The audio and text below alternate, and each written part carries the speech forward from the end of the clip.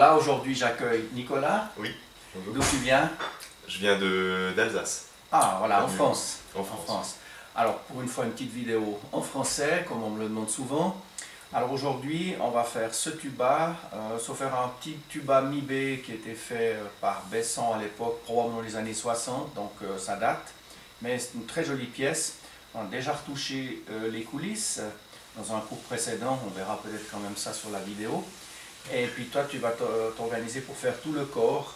Et puis il restera encore une troisième partie qui est le mécanisme qu'on fera un peu plus tard. Qu'est-ce que c'est ton expérience jusqu'à présent? Au niveau des instruments de musique, aucune.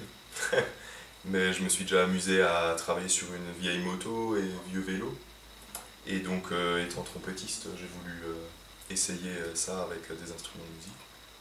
Ok, alors une première expérience. Alors là, on t'a gardé quelque chose où il y aura vraiment pas mal de choses à faire.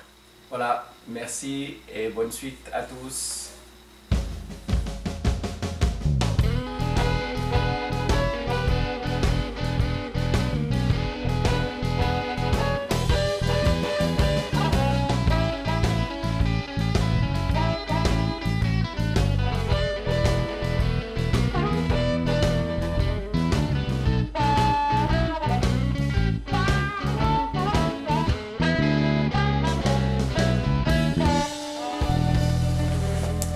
Alors on va déjà commencer par débloquer ces parties.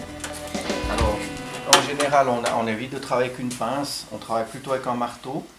Et puis simplement en tapant dans le sens dans lequel se dévisse la partie, on va casser à l'intérieur tout ce qui est gang qui bloque.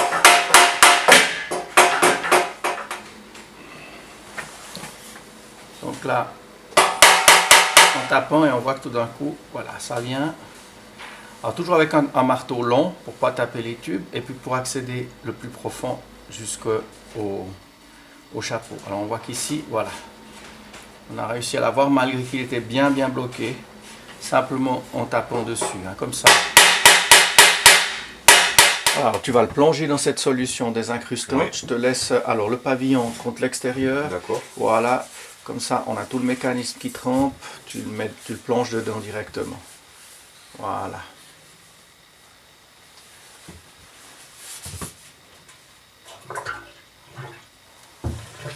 Voilà, tu vas peut-être déjà me passer les pièces, les petites pièces donc, qui sont dans le petit bassin, en égouttant bien le bassin. Et puis, on va, dans un premier temps, les rincer à l'eau. Alors, je te laisse me les donner. Voilà. Donc on va juste éliminer le verre de gris, tout ça qui est à l'intérieur, qui s'est en fait ramolli. Hein. Voilà, donc on va l'éliminer, mais il va en rester de toute façon. Donc on va finir avec un jet de vapeur à 8 bars, donc un jet de vapeur sous pression. On va voir comment ça se passe. On va finir de nettoyer l'intérieur au bain de vapeur.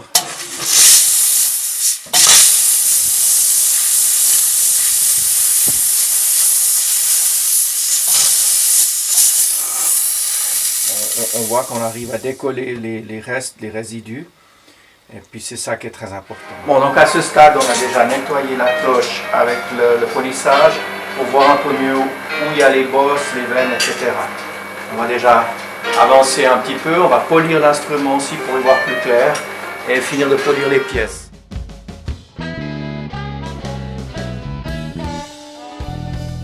Alors maintenant, en fait, ici le chalumeau, tu dois régler la flamme. Donc la flamme elle se règle en ajoutant de l'oxygène et en fonction de la chaleur que tu veux obtenir. Donc si tu as plus, là tu as plus de chaleur. Okay. On va en rester à ça parce qu'après ça fait trop. Ce que tu peux faire c'est, on va dessuder cette pièce, tu viens avec la pointe de ton chalumeau. D'accord. Et puis tu t'approches de la pièce. Et à un moment donné, on va la faire tomber. Viens avec la pointe, on oui, d'accord. Voilà. Okay. Et puis tu fais le tour. Tu fais le tour pour bien apporter la chaleur sur tout le tour. Et puis, il va arriver à un moment donné. J'ai la pâte qui brûle, voilà. C'est normal. C'est la pâte qui brûle, c'est normal. C'est normal. Alors, voilà, c'est bon. Ok. S'arrête à ça. On va plus loin. Voilà. Et là, on a vu qu'on a mis une protection avec la pâte, la cool paste, et ça n'a pas coulé. Donc maintenant, on va attaquer plutôt en bas, ici, tout autour. Voilà. Et au contraire, l'autre bague, on va l'attaquer en haut, puisqu'on a le cône. Hein. Oui. Donc on va attaquer plutôt en haut.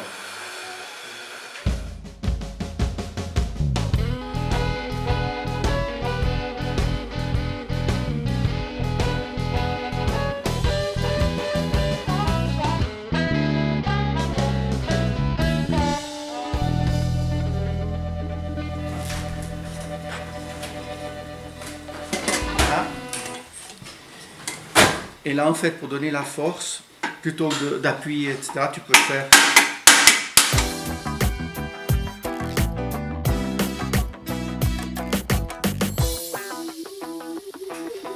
Je m'y essaye alors.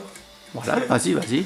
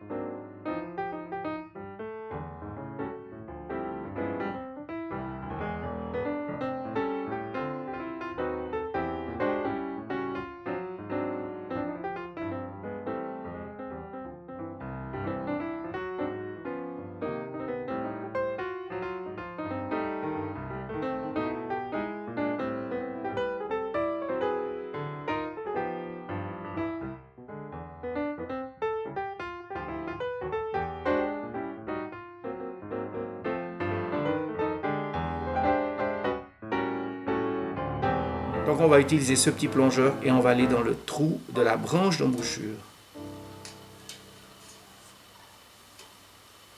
Voilà, on y est. C'est la distance entre le bord et la branche d'embouchure. Je reprends mon piston numéro 1, puisque je suis dans le numéro 1, et je mets vis-à-vis mon petit outil sur le trou de la branche d'embouchure et ça me donne la hauteur de feutre que je dois mettre en dessus. Alors maintenant, on va calculer le feutre qu'on doit mettre à l'intérieur du bouton, ici. Pour ça, je mets mon piston à l'intérieur et puis je vais mettre mon pied à coulisse à l'intérieur. Quand il touche mon piston, je le mets en position 0 sur mon pied à coulisse. Et maintenant, je fais descendre mon piston pour voir la course totale du piston. J'ai une course de 23. Maintenant, je vais regarder la course effective, donc la course d'un trou à l'autre, la longueur totale du trou, plus la distance qui sépare de l'autre. On va avoir 20 mm. Donc j'ai un 3 mm d'épaisseur à l'intérieur. Voilà. Alors maintenant, tu vas juste mettre les chapeaux de dessous. Tu les as graissés au niveau du pas de vis, donc là on est bien. Et de mon côté, dans le piston, j'ai mis juste une petite rondelle, une toute petite rondelle assez fine, d'environ 2 mm, pour le fond du piston, pour pas que le ressort vienne frotter trop fort sur le fond et donne un bruit. En plus, comme on a des ressorts qui sont un tout petit peu trop légers, mais vraiment de peu, Ça va juste durcir le ressort de ce qu'il faut puisqu'on aura une course un petit peu plus courte. Alors là, on repasse juste les endroits où il manque un peu d'argent. On voit très rapidement que l'argent s'applique immédiatement. Alors on a un argent électrolytique ici. Je vais mettre un tout petit peu plus de tension dans mon anode. Voilà. On voit tout de suite que ça blanchit, donc l'argent prend. C'est juste pour faire un peu plus propre dans ces tout petits endroits-là, où de toute façon personne n'ira plus toucher. Donc c'est pas un souci, ça va pas s'abîmer. Et c'est un argent qui va durer quand même. Donc c'est pas juste cosmétique, mais c'est vraiment un argent qui est électrolytique, donc qui dépose quand même assez bien. On voit qu'ici on est vraiment blanc maintenant.